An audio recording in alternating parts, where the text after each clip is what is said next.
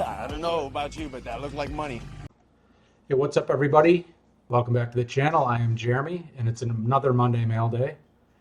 Filming this Sunday morning, sort of early, coffee in hand, cards in hand, ready to show off some of my pickups from the last couple of weeks. The first one you can see on your screen right now, and we're gonna switch over to that right now. So as you can see here, this is a 1971 Topps George Blanda, graded in SGC7. 71 Topps, as you know, very condition sensitive due to the solid colored borders or solid colored background on the front. This one isn't too bad. There's some touching on the upper left and right corner, but for the price I got it for and the fact that I still didn't have this one for the George Blanda run, I decided to pick it up. Pretty happy with this one. Next up is a player who gets, in my opinion, not enough love in the hobby. And this is a 1962 Topps Bobby Lane. This is a later in his career Bobby Lane card, but Lane was a pretty significant player in the 50s. You know, he led the Lions to, I believe it was 3 championship titles in the 50s. Colorful guy on and off the field. Read up on him if you have time. But yeah, 62 Topps are really tough. Again, kind of like 71 Topps, solid borders. These are black, and they show any little itty bitty bit of wear. This one's not too bad looking though. And Bobby Lane cards are insanely affordable. Like, I don't know. It's funny how there's some of the all-time greats you can pick up their cards for nickels. I would say pennies, but we're discontinuing the penny, so we'll go with nickels. Next up, wow, this is a thick holder. Next up is a 51 Bowman Chuck Bednarik.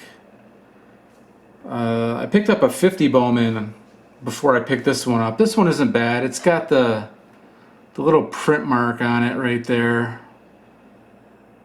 which is kind of annoying, but it's on several 51 Bowman football cards.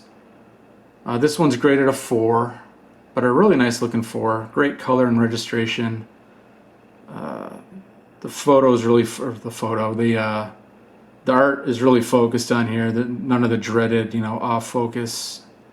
Again, registration issues that are commonly found.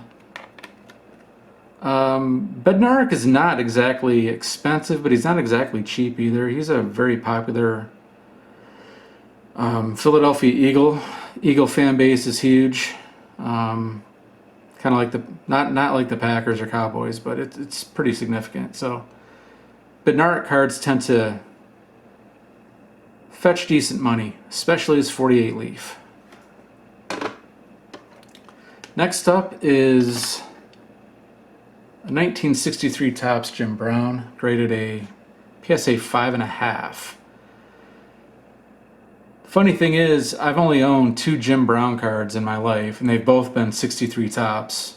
I had a PSA 4 that I used in a trade to get my Mike Ditka rookie. That was a couple months ago, and I just picked this one up because I made an offer to the seller that the seller took, which wasn't much more than what I paid for a PSA 4.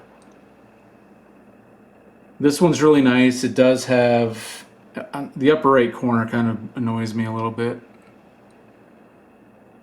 And the upper left too, but such a tough set. 63 Topps not only has the full bleed color borders again, but the centering on this set is dreadful across the board. So finding any that are reasonably centered is tricky, and this one's pretty close to perfect. Not quite perfect, but it's pretty good. So yeah, I'm back to owning a Jim Brown card again, and this is one of my favorites. I think my favorite Jim Brown is probably the 59 Topps, and I really like the 62 Topps as well. Those two I'll probably pick up before I pick up the rookie. The rookie card it's a high ticket item, and It's not like they're hard to find, so I'll get one of those eventually. Next up, the next two cards are the same, sort of. Speaking of a player who does not get enough credit, or hobby love, or love in general in football, is Tunnell. He's a 100th anniversary team member of the NFL. He first African American to play for the New York Giants, the first African American to be inducted into the Pro Football Hall of Fame. And I think he's still second in career interceptions behind Paul Krause. And considering that I think he had the record when he retired, and considering how little passing there was back then, the fact that he's still second in career interceptions is kind of crazy. But then again, the rules nowadays, you can't even breathe on a wide receiver anymore, so I guess it kind of balances out. But this is a 54 Bowman. This would be his fourth card, and you'll notice on the flip on the bottom it says correct spelling, and you're gonna notice, see that second L? You can kind of tell that it was added somehow back then. Definitely wasn't via computer or anything, but they added an L to correct his spelling to the card. PSA has a correct spelling and an incorrect spelling version, and that's it.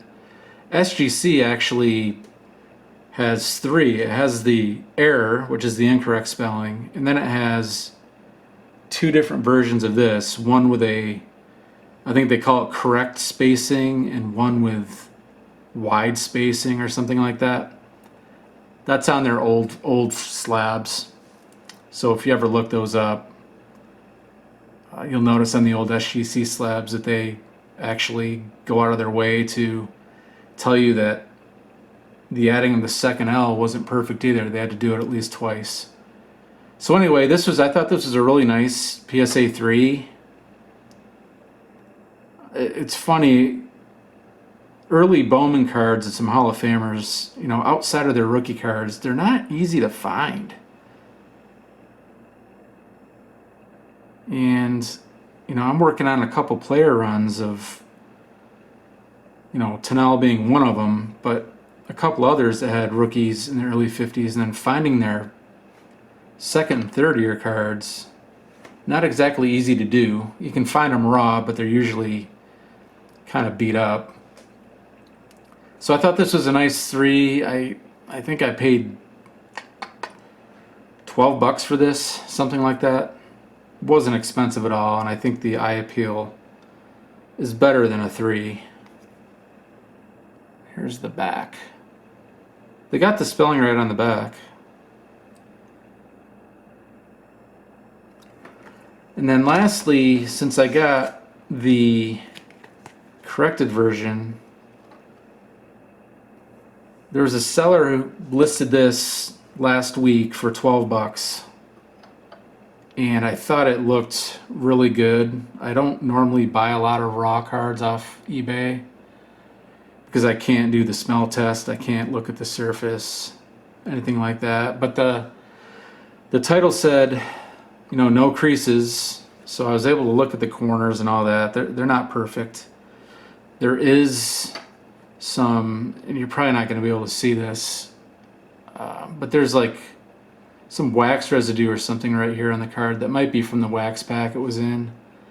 I'm not sure. But anyway, this is the error. It's got one L. An error that they did correct. They didn't correct it in I think it was 55 Bowman. It's an error. They never corrected. And on the back, you can see his name is spelled correctly.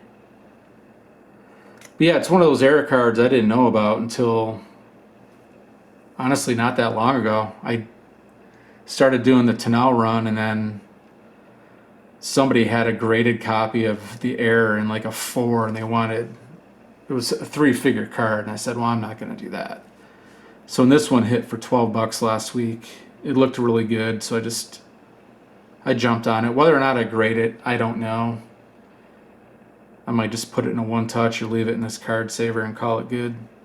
It's a nice looking card. Tunnell he's kind of like Lenny Moore.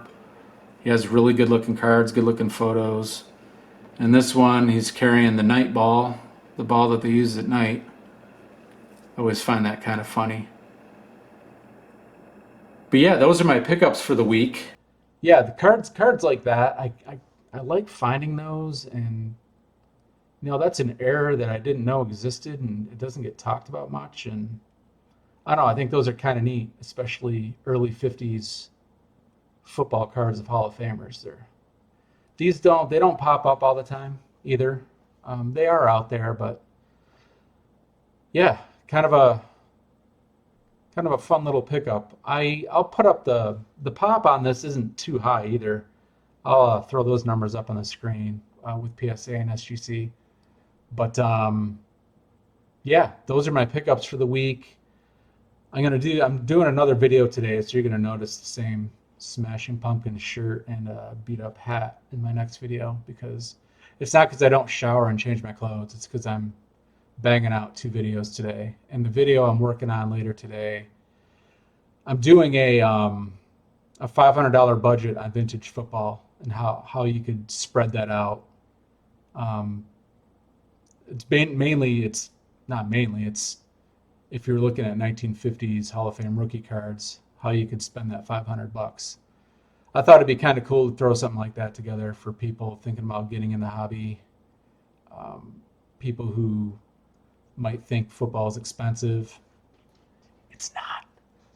And it's actually a pretty easy thing to do. You'd be surprised at how far you can stretch that $500 and what cards you can get for $500 or less. So that's coming up. Appreciate the support. Hope you all have a great weekend. And although this is Monday, happy Memorial Day. And we will talk soon. See you later.